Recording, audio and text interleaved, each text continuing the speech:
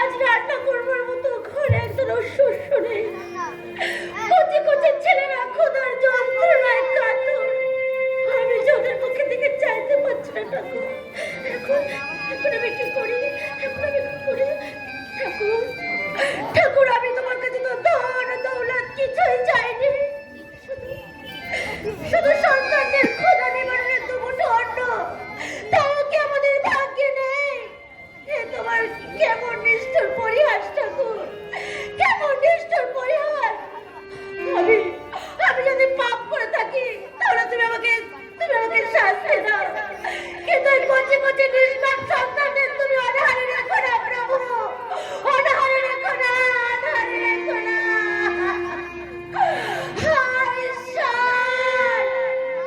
তুমি না দয়াময়, কেন বন্ধু, তুমি কেন কেন এই কচি নিষ্পাপ সন্তানের হৃদয় তোমার এতটুকু কষ্ট হয় না? কেন কেন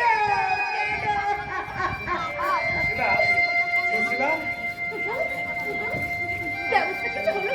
যাও না সন্ধ্যা না খুব কান্নাকাটি করছে। আমি না ওদের কষ্ট সহ্য করতে পারছি না। কি হলো? দাও না, দেখো চুপ করে আছো কেন? গোপাল বোধহয় আজ আমাদের ভাগে অনাহার দান করেছেন, কিন্তু উপায় তো কিছু করতে হবে। কি করবো বলো? আমায় দিয়েছে রাজ্যে তো পুজো অর্চনা পাঠ কিছুই করাতে চায় না। তুমি তো শাস্ত্র পণ্ডিত, তুমি তোমাকে দিয়ে কেউ পুজো পাঠ করাতে চায় না? না না না, এতে তাদের কোনো দোষ নেই।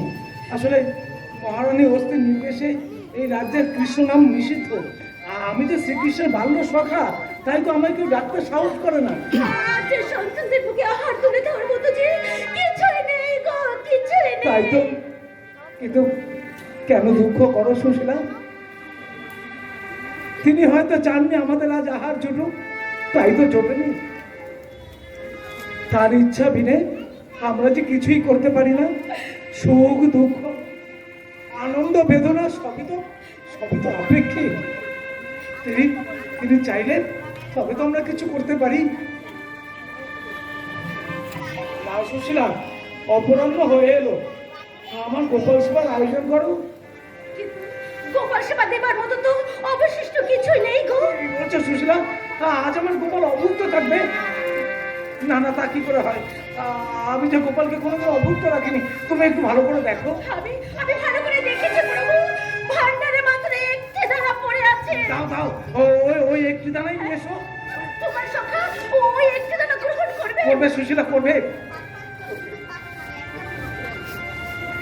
আমি যে আমার গোপালকে কোনোদিন অভুক্ত রাখিনি।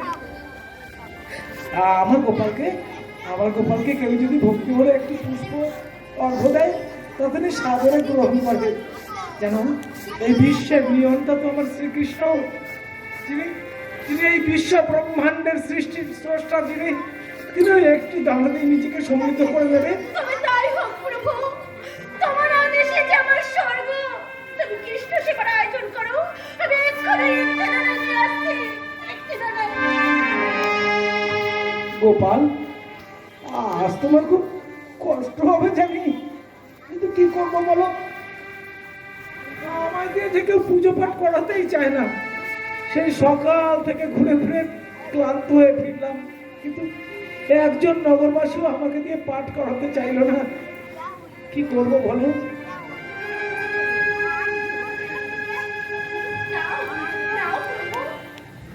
গোপালকে প্রসাদ দাও। দাও সুশীলা, এসো। গোপাল, তুমি সামান্য গ্রহণ করো গোপাল। তুমি ফুটাও বলে ফুটি দয়া ঝরাও বলে ঝরি, তুমি হাসাও বলে হাসি, দয়া কাঁদাও বলে কাঁদি, ফোটাও বলে ফুটি দয়া।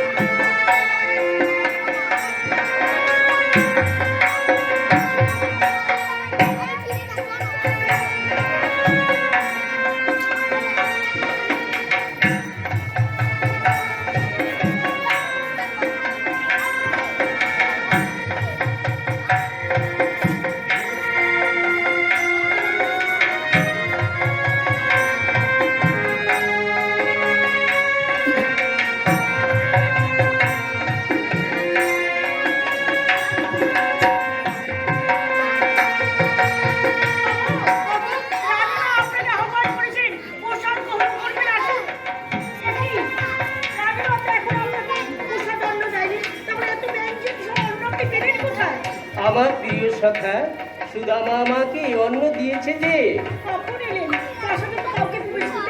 সে তোমরা কেউ দেখতে পাবে না দ্বিজবরী।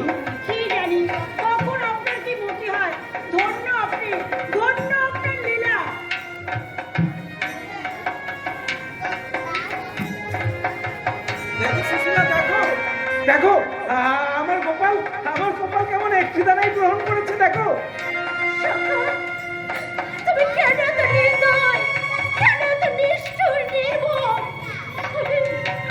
আমি যে মা, মাকে সন্তান আমি যে সইতে পারি না, কিছুতেই সইতে পারি না।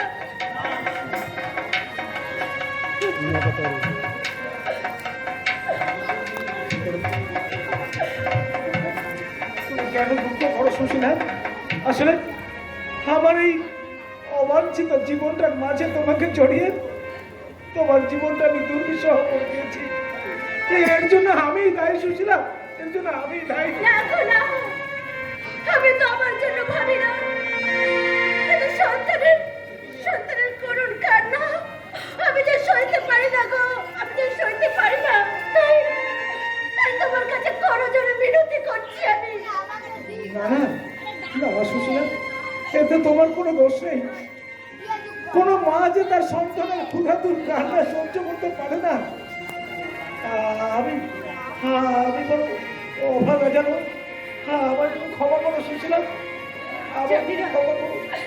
জানি না বিধাতা আমাদের ভাগ্যে কি লিখেছে।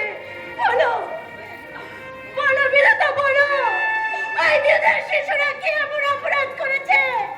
জবাব দাও, জবাব দাও, জবাব দাও।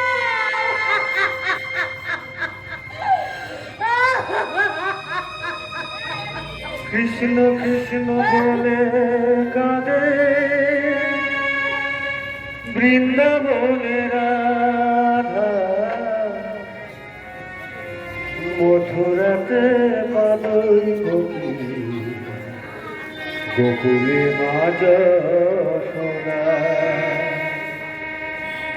মথুরাতে মালই গোকুলে মা যশোদা। কৃষ্ণ কৃষ্ণ বলে কাঁদে বৃন্দাবনে রাধা, মথুরাতে মালই গোকুলে মা যশোদা, মথুরাতে মালই গোকুলে মা যশোদা।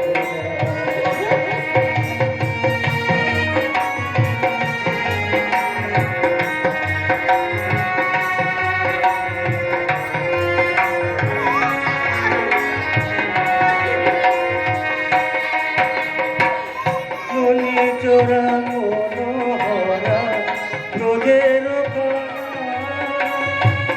পরকে কাঁদিয়ে বলো চোরা মনোহরা রোজের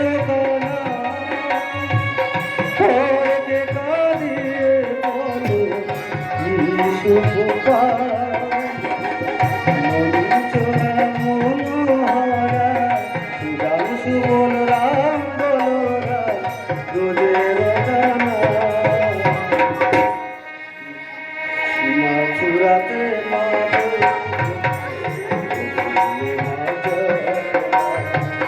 মথুরা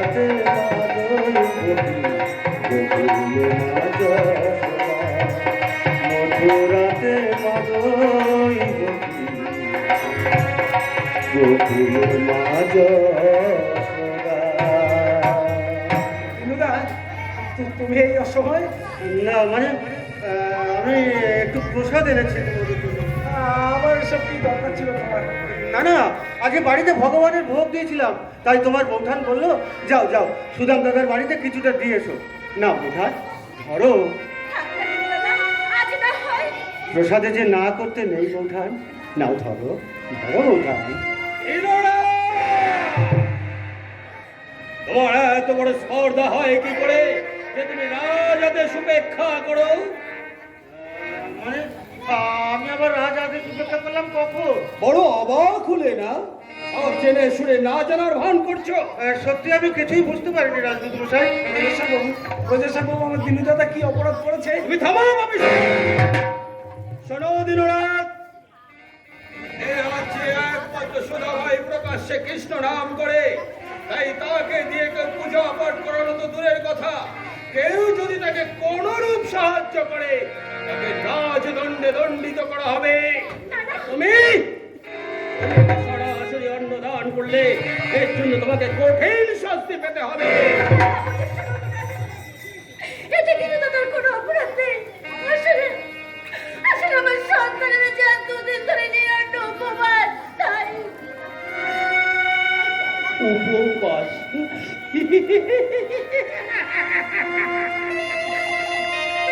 তাহলে করলে উপবাসে না থাকতে হয়, তাই করলেই তো পারো।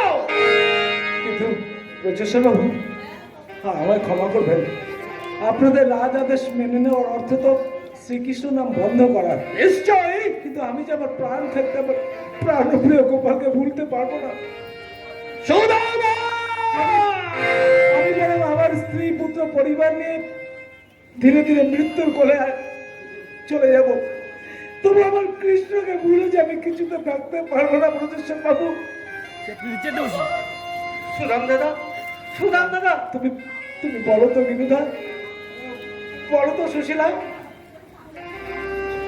গোপাল যে আমার বাল্য বন্ধু, আমার শয়নে স্বপনে নিদ্রা জাগরণে আমার প্রতিটি নিঃশ্বাসে নিঃশ্বাসে মিশে রয়েছে। আমার আত্মায় পরমাত্মায় একাত্ম হয়ে আছে। আমি আমি তাকে কেমন করে ভুলবো বলতে পারো সুশীলা? কেমন করে ভুলবো বলতে পারো বিনুদা? সুদাম দাদা। ওগো, আমি যে তোমার সহধর্মিনী, না, সুশীলা, তোমার সুখই যে আমার সুখ। তাই আমি তোমাকে হাত জোর করে বিনতি করছি। না, সুশীলা, না, এই অনুরোধ তুমি আমায় করো না সুশীলা, এই অনুরোধ তুমি করো না। আমি যে আমার গোপালকে ছেড়ে বাঁচতে পারবো না গো, আমি যে আমার গোপালকে ছেড়ে বাঁচতে পারবো না। সুদাম দাদা, এই ছোট্ট ছোট্ট শিশুদের কথা ভেবে অন্তত একটিবার শোনো দিনরাত, সুদামা ভাঙবে তবু মচকাবে না, তাই তোমাকে আমি শেষবারের মতো নিষেধ করে যাচ্ছি। আর যদি কোনোদিন আমি দেখি সুদামার পরিবারকে কোনো রূপ সাহায্য করতে, তাহলে তোমাকে কঠিন শাস্তি পেতে হবে। তাও ওই অন্ন আমার হবে না। প্রফেসর বাবু, আমার অবুঝ সন্তানেরা যে দুদিন অনাহারে আছে। প্রফেসর বাবু, এই ছোট্ট ছোট্ট শিশুদের কথা ভেবে অন্তত একটিবার। না, থাকুক, ওই বদমাসের সন্তানরা অনাহারে ওর চোখের সামনে তিল তিল করে মৃত্যুর করে ঢেলে পড়ুক, তবে যদি ওই মৃত্যুর স্বাদ মিটে যায়।